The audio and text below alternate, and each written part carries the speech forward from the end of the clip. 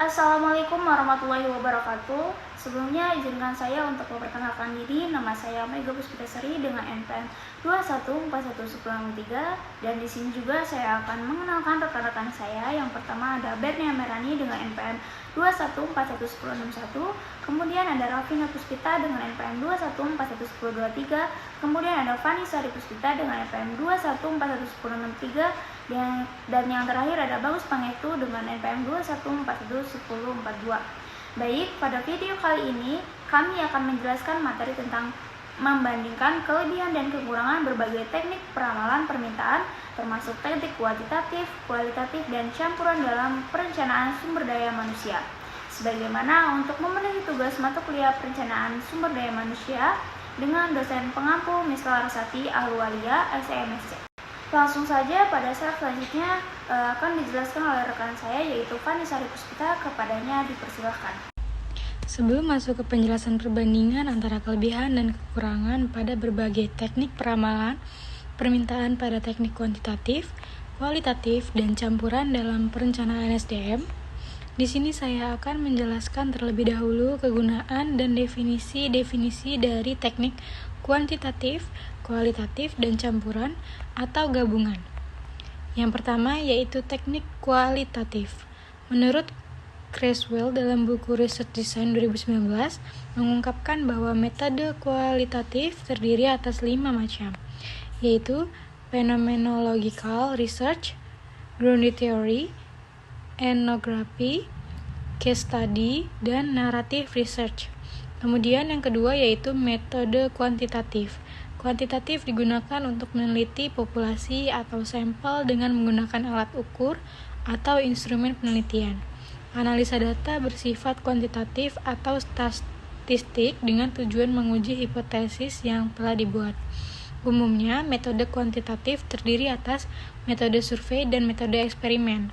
Kemudian yang ketiga yaitu metode campuran atau gabungan. Metode ini berguna sebagai metode kuantitatif dan kualitatif, tergabung menjadi satu dan sering disebut dengan mixed methods. Penelitian gabungan merupakan tahapan pengumpulan data, analisis data, dan gabungan metode secara sekuensial, yaitu metode kuantitatif dan kualitatif, atau sebaliknya. Dua metode ini digunakan untuk menyimpulkan pertanyaan penelitian. Baik, untuk bagian perbandingan kelebihan atau kekurangan akan dijelaskan oleh rekan saya, yaitu Bernia Merani. Kepadanya dipersilahkan. Baik, terima kasih. Pada slide ini saya akan menjelaskan perbandingan kelebihan dan kekurangan berbagai teknik peramalan permintaan pada teknik kuantitatif. Yang pertama, peramalan permintaan kuantitatif. Di sisi lain, teknik peramalan permintaan kuantitatif memanfaatkan informasi konkret mengenai penjualan inventaris dan tenaga kerja berdasarkan data histori perusahaan, karena proyek ini mendasarkan pada informasi numerik dan teknik statistik yang jelas. Metode ini menghilangkan resiko bias sekaligus memberikan hasil yang lebih jelas. Beri keuntungan peramalan permintaan teknik kuantitatif. Yang pertama terdapat mengatasi data historis. Saat melakukan metode kuantitatif, bisnis dapat mempengaruhi sejarah perusahaan secara objektif, mulai dari pendapatan dan penjualan hingga pengeluaran. Bisnis memiliki data masa lalu yang tidak memihak yang mereka butuhkan untuk membuat keputusan yang tepat mengenai masa depan perusahaan. Yang kedua, pola expose. Data numerik dapat dengan jelas mengungkapkan pola pengeluaran, penjualan, dan penjadwalan dalam bisnis. Jenis peramalan ini dengan jelas menunjukkan tren selama periode waktu tertentu dan apakah pola tersebut konsisten dari tahun ke tahun. Hasilnya, pemilik dapat melakukan perubahan pada tenaga kerja atau proses pengendalian inventaris untuk memenuhi rata-rata tahunan yang diharapkan. Yang ketiga, menarik pemangku kepentingan. Ketika perusahaan mempunyai data konkret untuk mendukung kebutuhan mereka akan investor atau pinjaman, teknik kuantitatif akan menguntungkan mereka. Pemangku kepentingan ingin melihat keuntungan dan arus kas perusahaan sebelum membuat komitmen apapun.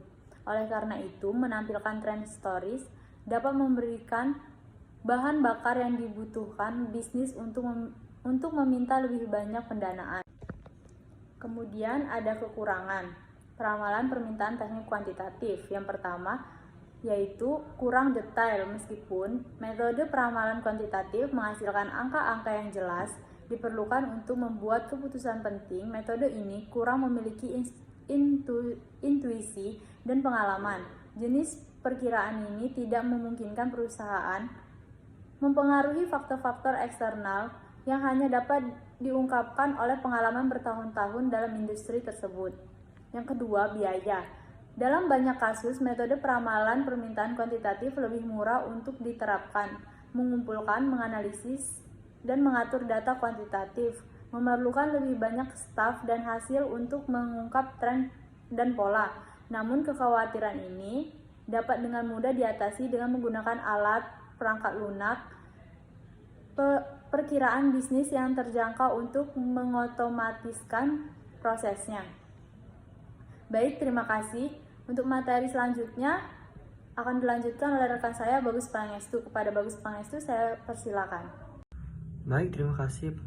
Pada saat ini saya akan menjelaskan tentang perbandingan kelebihan dan kekurangan berbagai teknik peramalan permintaan pada teknik kualitatif.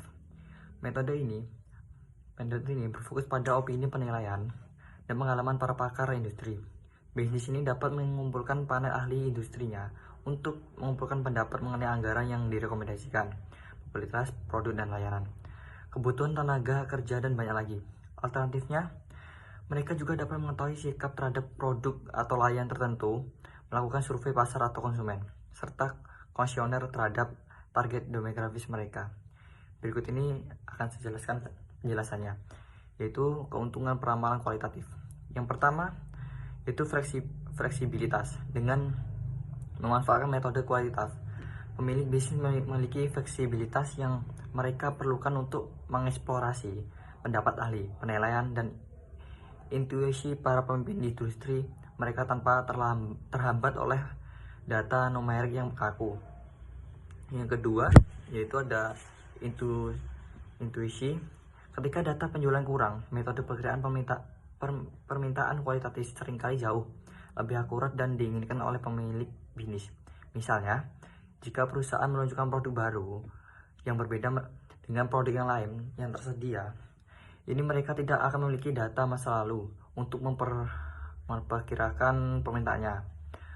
Oleh karena itu, maka peramalan kualitatif dapat mengisi kesenjangan pengetahuan ini untuk melengkapi atau melengkapkan peramalan yang akurat.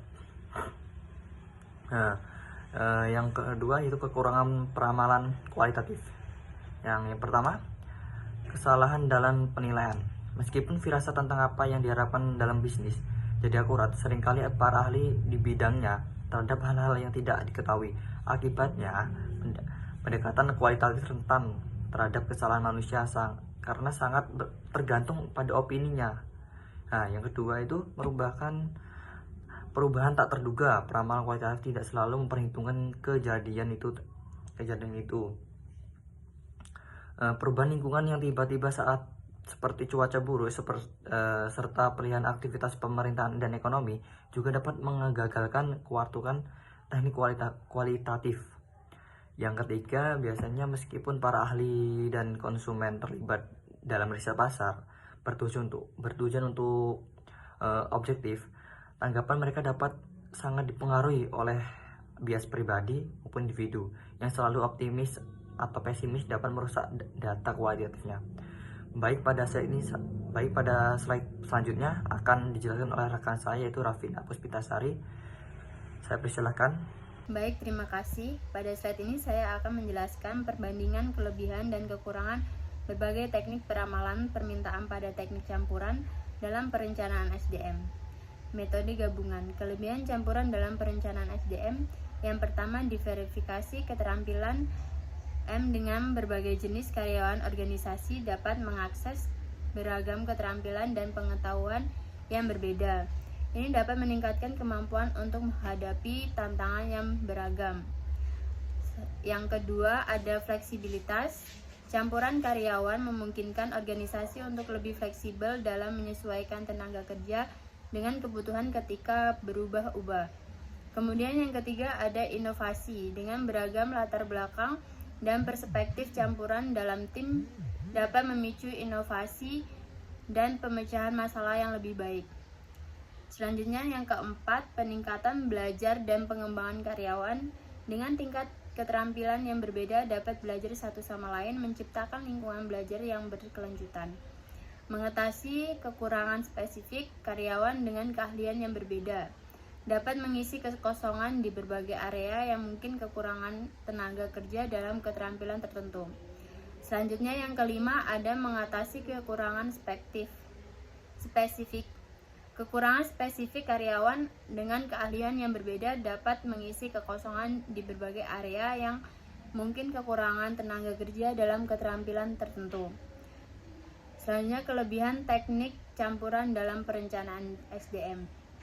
Yang pertama, kesulitan manajemen mengelola karyawan dengan beragam kebutuhan dan preferensi bisa menjadi tantangan bagi manajemen mengharmonisasi berbagai gaya kerja dan tujuan individu bisa rumit. Yang kedua, potensi kompleks. Perbedaan dalam pandangan dapat dinilai individu dapat menyebabkan konflik dalam tim. Manajemen konflik mungkin diperlukan.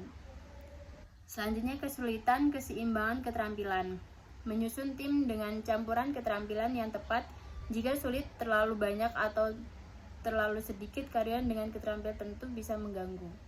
Baik, terima kasih untuk teman-teman semua yang telah menjelaskan materi pada video kali ini. Untuk itu saya akan memberikan kesimpulan pada video kali ini. Jadi kesimpulannya adalah peramalan atau precasting dalam melakukan perencanaan sumber daya manusia sangat dibutuhkan untuk menentukan segala kebutuhan untuk jangka panjang suatu lembaga atau organisasi. Peramalan dilakukan dengan melihat kejadian masa lalu untuk perbaikan di masa depan. Jika disimpulkan lebih lanjut, metode penelitian kuantitatif lebih berfokus pada data angka dengan instrumen atau alat ukur tertentu. Sementara itu, metode kualitatif bertujuan untuk menjabarkan data analisis secara naratif. Lain halnya dengan metode kuantitatif dan kualitatif, gabungan merupakan metode yang digunakan untuk mengkombinasikan penelitian kualitatif dan kuantitatif. Cara kualitatif dilakukan dengan berdasarkan pendapat dan analisis deskriptif, sementara cara kuantitatif dilakukan dengan berdasarkan hitungan matematis. Oleh karena itu, penting untuk mengetahui metodenya, sebab forecasting adalah salah satu pisau analisis yang penting dalam berbisnis. Dan itulah tadi metode-metode yang umumnya digunakan dalam penelitian ilmiah pada sumber daya manusia. Baik, itu saja yang dapat kelompok kami sampaikan. Kurang lebihnya kami mohon maaf. Kami akhiri. Wassalamualaikum warahmatullahi wabarakatuh.